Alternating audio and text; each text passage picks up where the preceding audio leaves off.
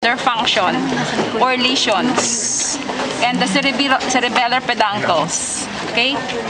So, ituturo ko lang sa inyo itong sa brain. Para review. Review actually naman kasi supposedly you already know about this.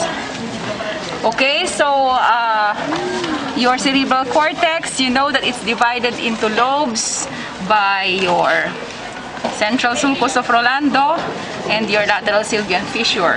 That part in front of the central sulcus is the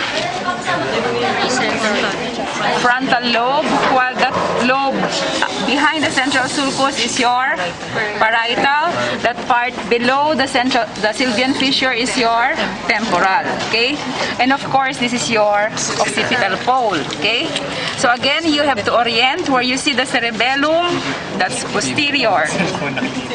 Where your temporal pole points, that is anterior. Or where your sylvian fissure originates is anterior. Okay, so we all agree this is your central sulcus of Rolando, and you can see that because it has two parallel gyrus running in front and behind. Therefore, if this is central sulcus, this is your precentral gyrus. Brodmann's area, what? 4. Function. Motor, okay, and you know your homunculus, the face, the throat will be here, then the face, and then your upper extremities, your body will be, the trunk will be here, the legs will be there, okay.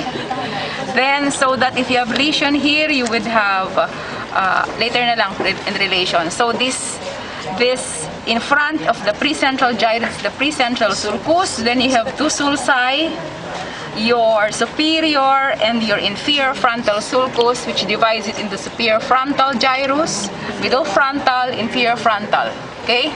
Inferior frontal on the left side is significant because of the Broca's area, and specifically the anatomical parts corresponding to Broca's area is your pars, opercularis, and triangularis. Okay? Corresponding to Brodmann's area, 44 and 45. So that if you have a lesion in this area, you would have, your speech would be what?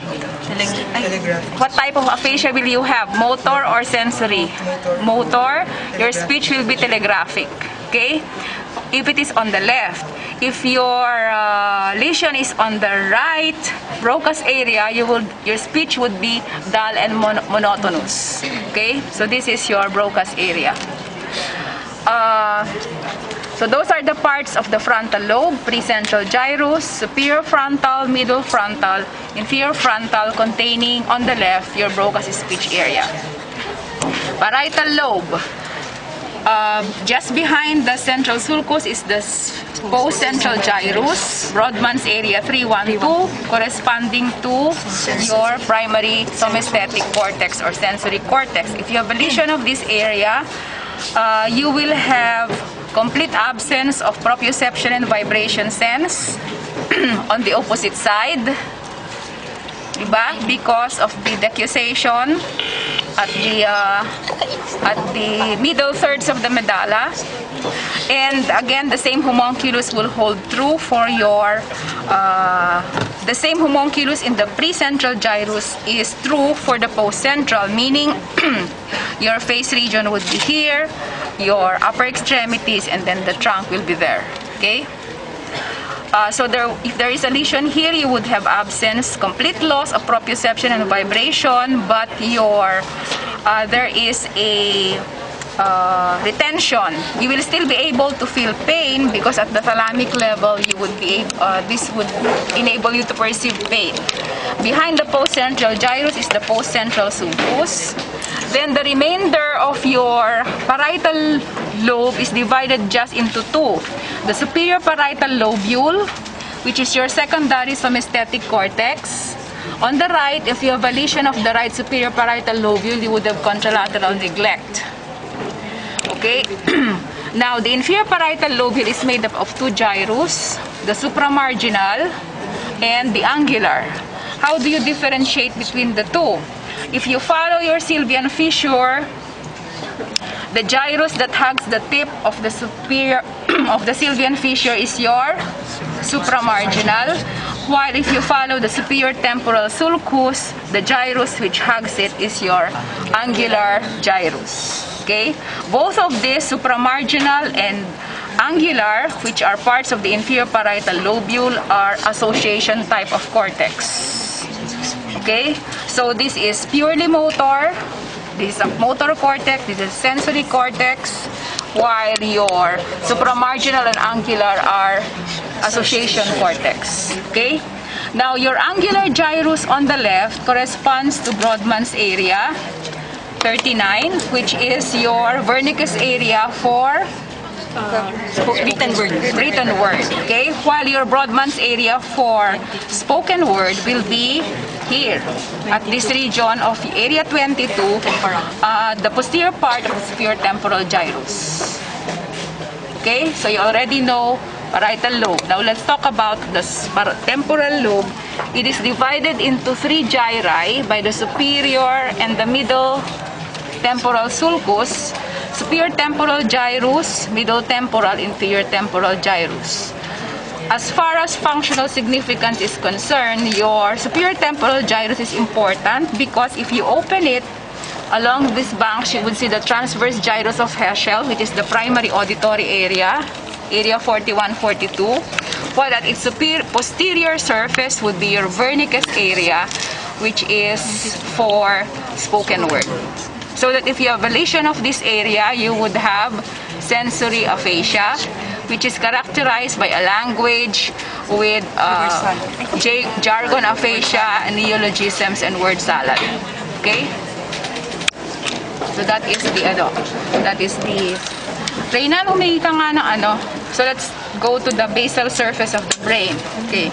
On the basal surface of the brain and the brain stem, just to correlate na pala, this region is supplied mainly by your middle cerebral artery, except for this about 1 inch at the dome, at the topmost part, which is supplied by your anterior cerebral. And that is why sa practical yata ng A, yung binaba ko yung pin. Okay? Which is, and this area from here to there would now be your anterior cerebral artery area, while the occipital pole is mainly by your posterior cerebral. And of course, also your inferolateral part of your temporal lobe. Okay?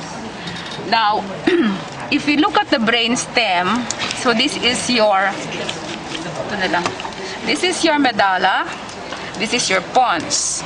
If you compare it here, okay, you can really see this is the massive band of fibers here comprises your transverse pontine fiber. So this is your basilar sulcus on which rests your basilar artery.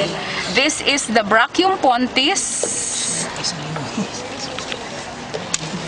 on each side of the pons. Actually, this is your trigeminal. Oh, kitang-kita ang trigeminal nerve dyan. Laki. This is the brachium pontis or the middle cerebellar peduncle, which connects the pons with your cerebellum. Okay?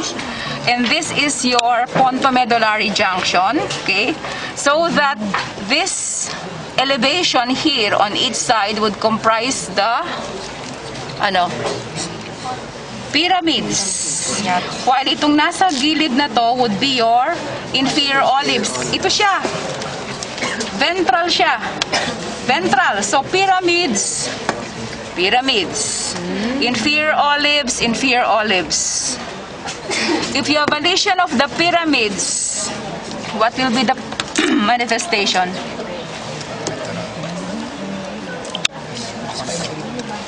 What does the pyramids contain? Hindi. Fasciculus, coniatus, and ano yun? Anong laman ng pyramids? Pyramidal tract. Anong pyramidal tract? Ano laman ng pyramidal tract? Corticospinal fibers. And what type of fibers are they? Motor, okay, descending, and this is what? If there will be a lesion here, what will be the manifestation? Let's say this is the left pyramids. What will be the manifestation?